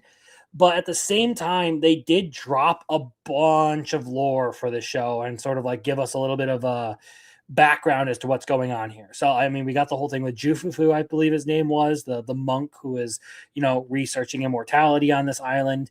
We then also see the who the first of the Tensen were and what their ideologies are all about and like what they plan to do, and ultimately what the end goal for the Tensen is. It presented a lot of really interesting stuff this episode in a very, very interesting way. So, honestly, I respect the play. I thought it worked out pretty well for this series.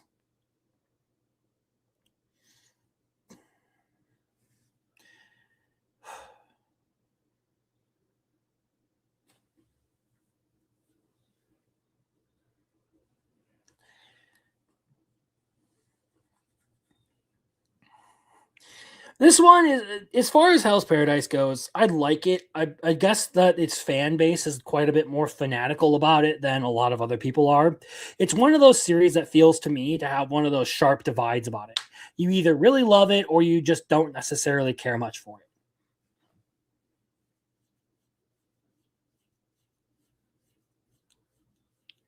And now I think that it's one that's actually pretty highly competent. One that does a pretty good job of a lot of things. However, I do still have my issues with it. I don't think it started off on a very good note this season. I feel like some of the stuff with the memory loss and all that was kind of a bitch cliffhanger to leave us on for several years.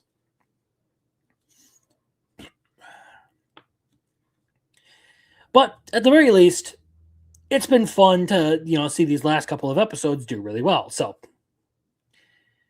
maybe I'll get more out of it. Maybe I'll enjoy it more as time goes on. Anyway, that brings us to the villainess is adored by the prince of another nation. So, our main girl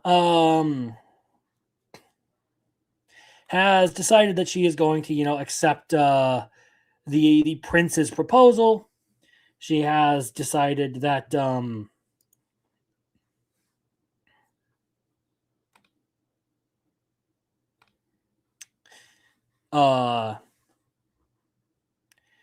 she's done. She's okay with moving to another nation. So she's just going to go with it. So officially the fiance of a prince of another kingdom. So that is something that has now finally happened. And we do get a bunch of recap from the other prince's perspective that basically just makes him look like a stalker. Like he's sitting out here like watching her all the time and all that. And then of course there is the whole garden picnic and everything after that confrontation with her ex-fiance and all that.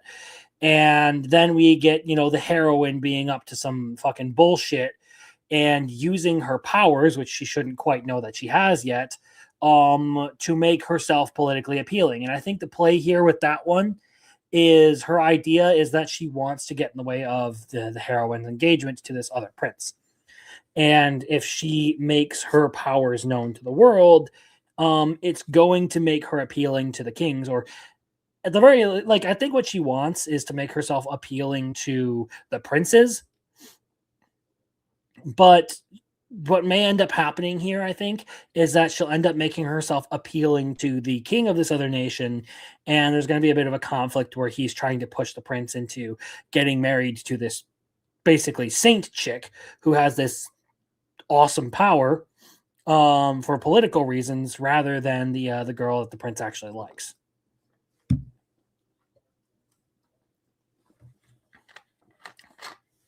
It's an episode that throws out a little bit of intrigue there,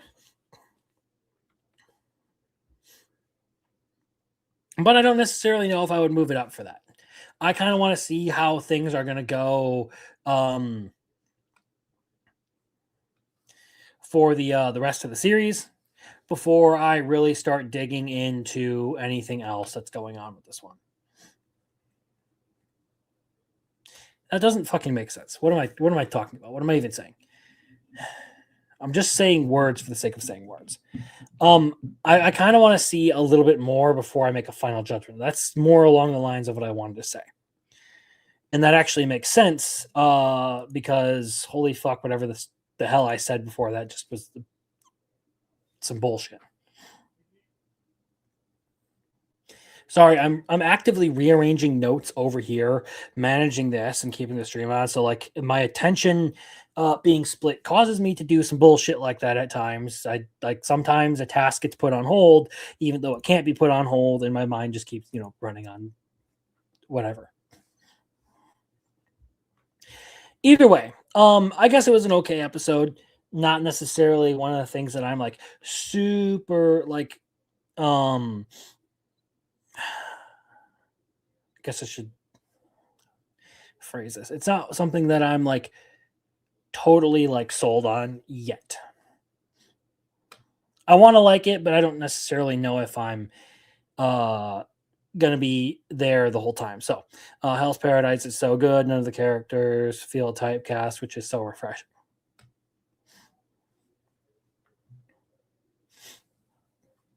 Okay. Let's talk Wash It All Away. So we get a couple of new characters in Wash It All Away, and I actually really kind of enjoyed this episode. Enough for me to say that yeah, I do kind of want to move it up here. The new high school girl that we meet turns out that she's a slob living with her younger brother, her twin brother, who happens to be friends with the one boy who was showing up at Keen May's shop earlier in the season.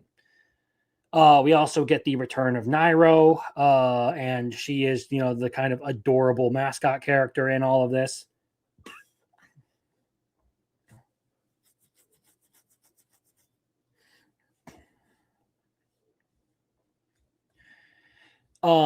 And then of course we get the whole like festival thing that's going on. So there are a bunch of people like getting everything ready for this festival, and Keen May happens to be on the scene when they realize that they need to they didn't take good care of their uniforms from the last year, so there's gonna have to be some salvaging for it. Honestly, I like this show. It's nice, sort of like relaxing, chill kind of series. Something that I think has done a really good job of just being fun to watch with every episode. I've been digging it. I look forward to more with every one. So it's going up to the very good category now. It's going to go at the very bottom there.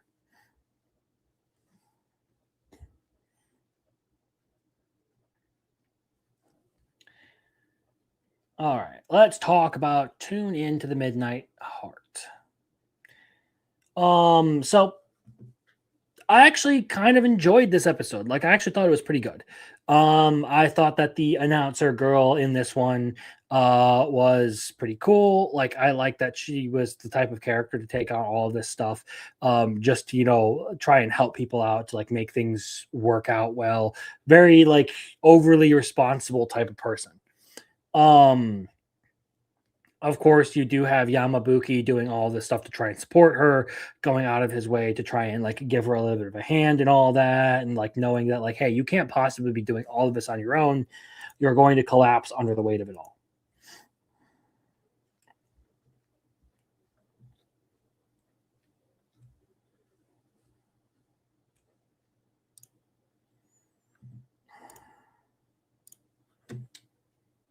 Give a second. And there we go. I can do that.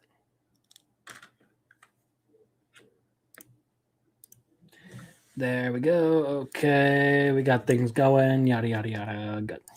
All right, cool. That taken care of. Anyway, back to what I was doing.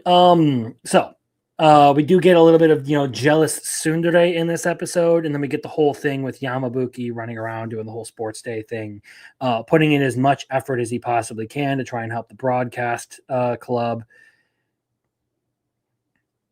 And of course, their final event ends up getting found out by the teacher, and that's about to cause them a bunch of problems. Overall, I enjoyed this episode. I'm not necessarily sure that I want to move this one up to the very good category because of it, but I thought it was a decent enough episode in and of its own right.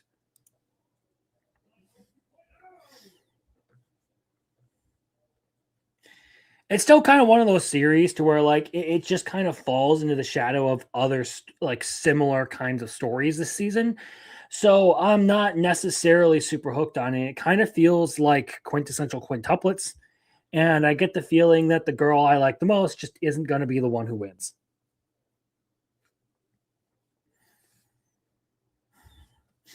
So let's talk about the clear moonlit dusk. So I got a kick out of this one too because like we got the whole thing with the contract and all that. So basically they decided that they were going to do the whole like temporary dating thing that they did in what you would call it, My Awkward Senpai. Except for in this one, our girl is so much more stiff about it. She has the whole contract and everything as she goes through and reads it out loud. I got a whole kick out of that scene. I actually thought that was funny. And after that, of course, we get like the first date and everything. And like she actually ends up having a decent time with it, like having a good time on that date and all that. And then there's the final question of, is this actually love or not? When it comes to this show, I'm not necessarily sure quite how to feel about it yet. And now my brain's kind of frazzled from this week, so I'm not fully recalling all the details of it. I do remember the bullet points because I made notes of them, but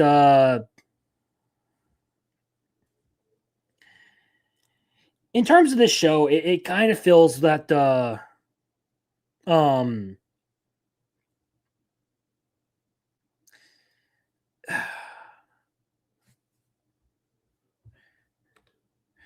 and best girl in Midnight Heart is the announcer girl, and I agree she ain't winning.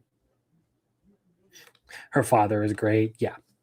Like I enjoy this show enough to keep watching it, but it's one of those series where like it's not necessarily for me, but there are certain elements of it that I do genuinely enjoy.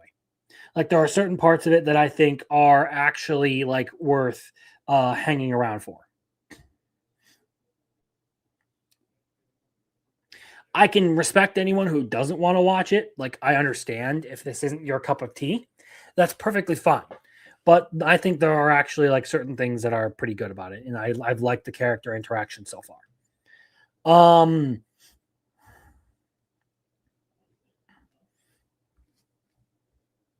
The Demon Lord's daughter is too kind. Do quite literally kills a guy with kindness. Well, he doesn't kill a guy with kindness, he kills a guy with an apple. But it's all the same because she was just trying to be nice to people, and it turns out that the apples that were stolen from her were poisonous. So she ends up conquering a village because she was trying to be nice to people. And of course, that village then ends up swearing fealty to the Demon King and all that, and they get their protection and everything. And not too long after that, of course, the angels show up and they're trying to escort people away and like try and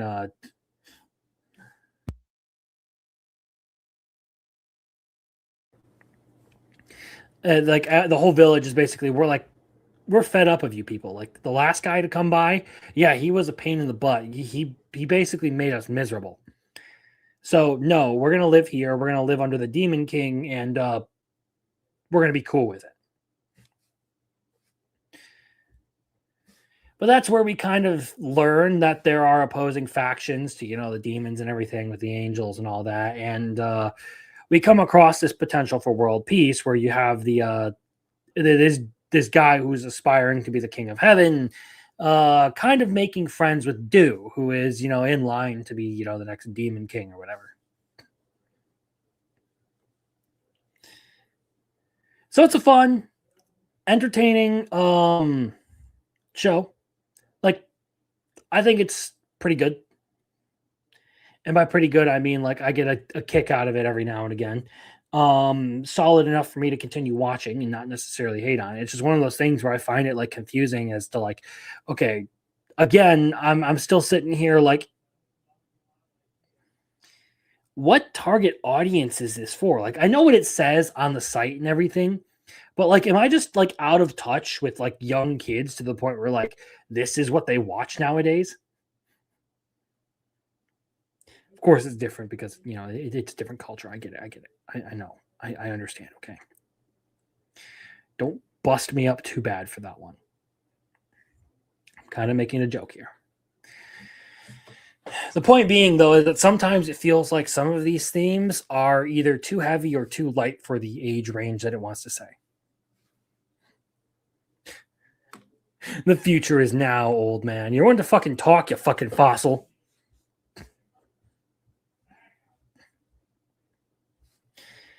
Anyway, Fire Force.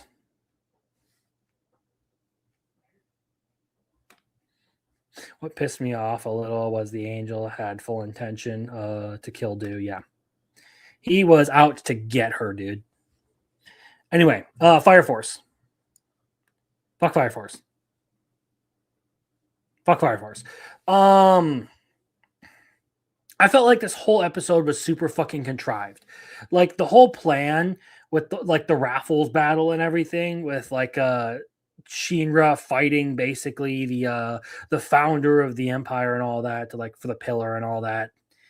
That was pretty fucking contrived. We do learn that there is now, Iris, the eighth pillar and all that. We have Sho and Shinra having their reunion. The animation for this series has not particularly been super impressive. And the ending for this episode, did kind of annoy me where everyone's freaking out about raffles.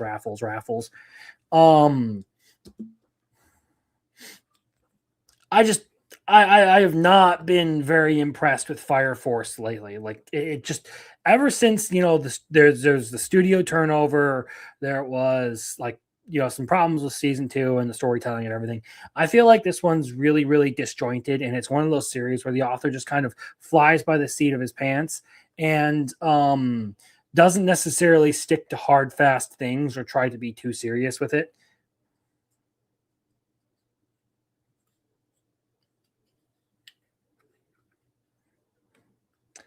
Pretty much. That's pretty much how it comes across to me too. Like everyone saw like this guy and he's out here like saying like everyone needs to die. And then when Shinra stops him to try and save the day, everyone was like, how dare you? You're a demon, you're a devil, you're evil. It was contrived. It sucked. It was completely fucking predictable.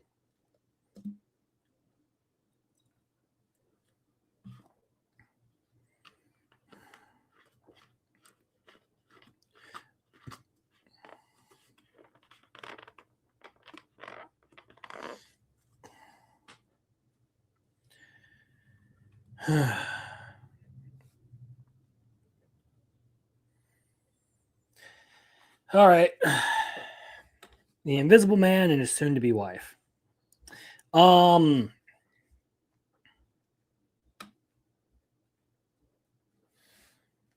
So there's a large chunk of this episode that gets spent on, the gay backstory and everything. Didn't necessarily care much about that.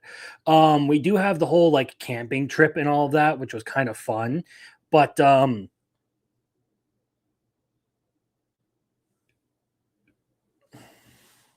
me.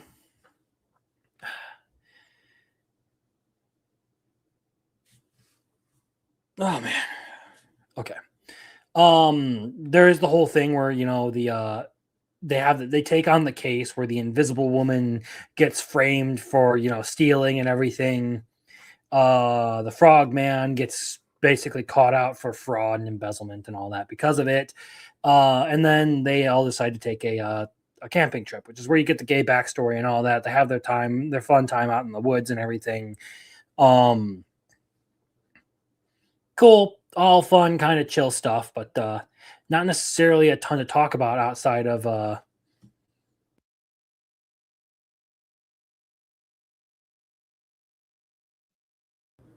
yeah, I was actually going to mention this. She's still adorable. I still like Shizuka. I still enjoy the show. In fact, I was talking about the manga for this earlier. It's a very chill series. I like that it's kind of just like low key. Like the kind of comfort series that I would look for in a season to just sort of take a break and watch. Fits really nice into that. Don't necessarily care for the tech whiz guy in the background, but hey, that's a personal thing. I'm not necessarily into it, you know. Okay,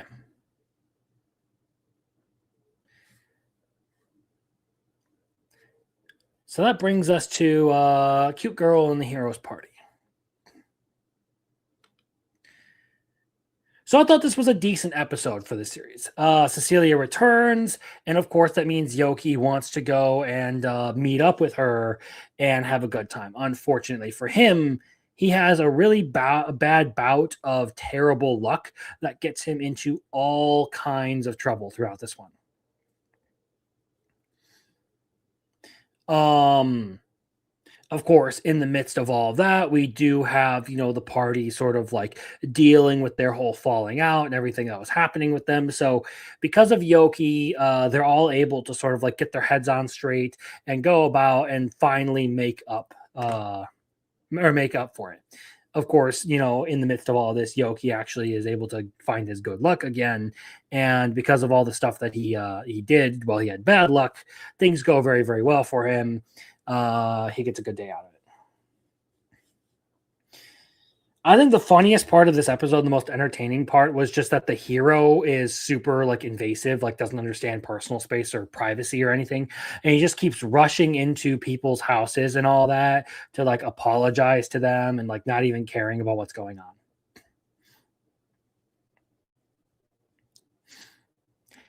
This is again another one where I kind of just get like it's a comfort series to me where like I watch it because like I enjoy it for just the relaxing vibe I get out of it. It's nothing that's like super like um nothing super tense or like exciting or whatever. I can just sit there, watch it, have a mildly good time, and move on.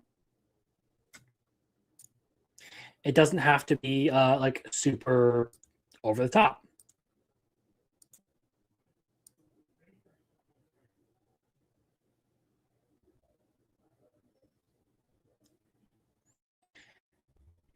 Hopefully, I'm not lagging too hard for you guys. Holy shit.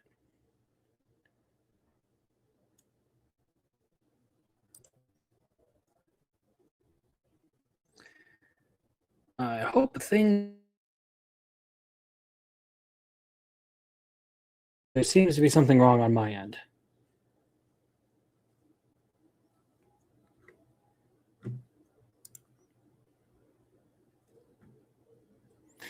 I can't necessarily fix that. That's going to come down to huh. Unfortunate. Hopefully that gets, fixed here pretty soon. Hopefully things get taken care of. That was weird. I don't necessarily.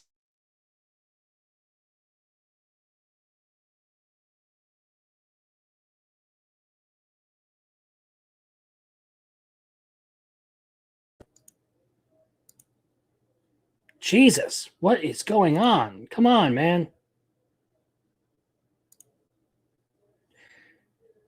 Seriously? What the hell?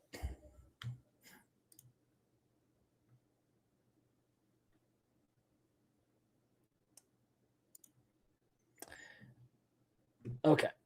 There we go. Hopefully we can get through the last few of these and then wrap it for the night, because holy shit, I don't know what's going on with the internet right now. Okay. Hopefully everyone heard what I was talking about with Cute Girl in the Heroes Party, and how I enjoy it for it being the chill series that it is.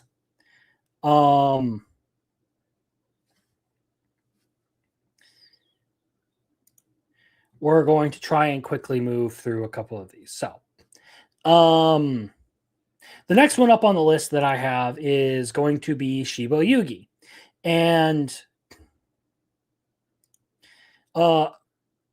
with the first episode of Shiba Yugi, I will say that I wasn't necessarily like a huge fan of it. I did not necessarily care for the kinds of things that it was portraying. It kind of felt like I was getting into something like Saw or Final Destination, where we were basically dealing with a bunch of characters who were going to be killed off simply for the sake of being killed off. However, I said that I would at least commit to what I had, and that I would make up my mind as to whether I wanted to continue the series or not this week. So,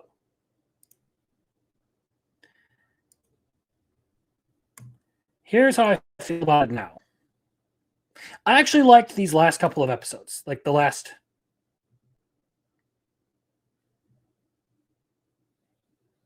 Oh, come on. Don't fucking do this to me. Why is it like this?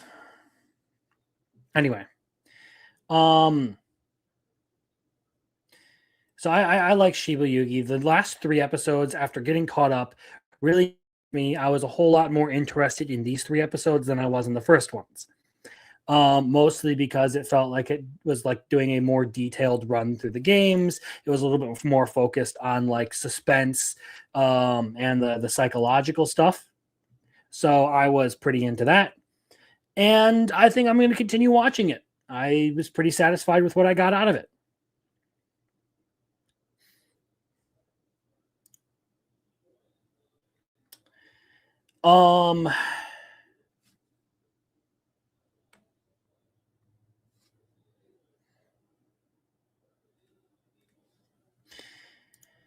With Trigun, I'm not super sold on this one. Like, again, if it could go any lower than this, it probably would. But I don't necessarily care for what's going on here. So we do get Vash's iconic haircut, and we do get the emphasis on Vash's darkening hair and all of that.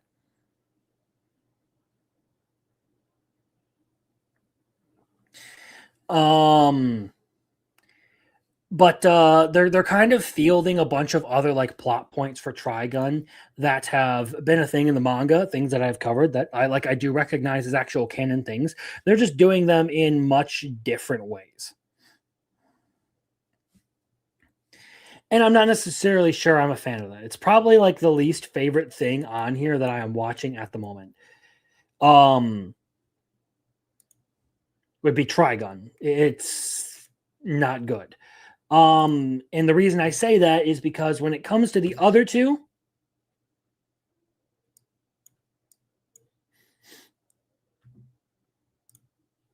I'm not keeping up with either of them anymore. Now, I know that I had said like I enjoyed well, actually, let's just talk about Dragon Hatchling first. Dragon Hatchling, I just don't care. I'm done. It's super boring. I don't want to watch it. It's as simple as that. I can't with this one. With Dead Account, I always knew it was bad. Like there were problems with it, but I liked what it was doing to the doing with the main character. I liked him, so I was going to continue to watch it. However, this latest episode made me realize that this series is really just a stupid version of JJK. Like the Exorcists, they're just sorcerers. The Ghosts, they're cursed spirits. Midden Academy, Jujutsu Technical High School. It is literally just a dumber version of fucking Jujutsu Kaisen. And if I'm going to watch one of those, I'd rather just watch straight up Jujutsu Kaisen, okay?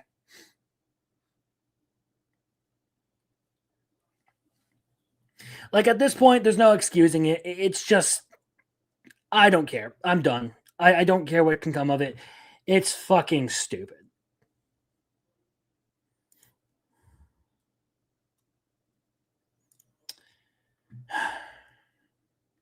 And that, of course, brings us to the last entry on the list, which is Samurai Troopers. Fuck this show. I don't want to watch Samurai Trooper. Go fuck yourself. Go fuck yourself.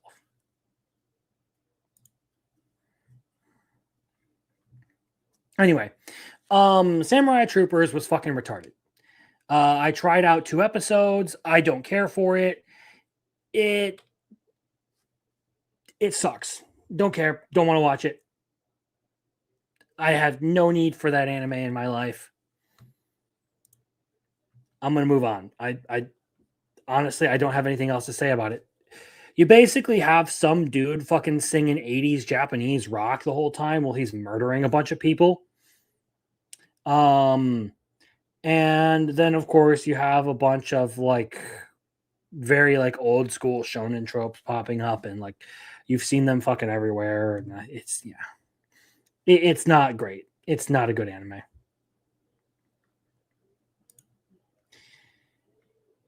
And that is effectively where we are going to leave off this week. Right there. So we're going to take a screenshot of that. And we're going to sort of begin to close this whole thing down and get ready for, the upcoming week. So.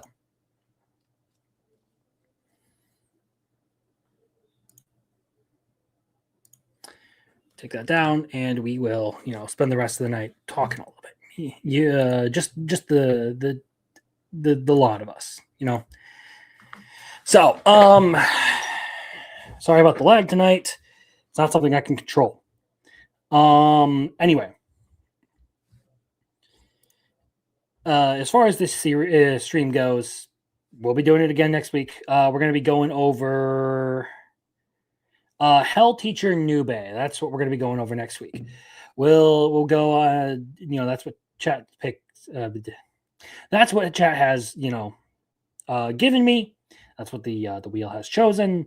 And again, if you guys are in the comments watching this and you are not live, feel free to leave your suggestions down in the comments.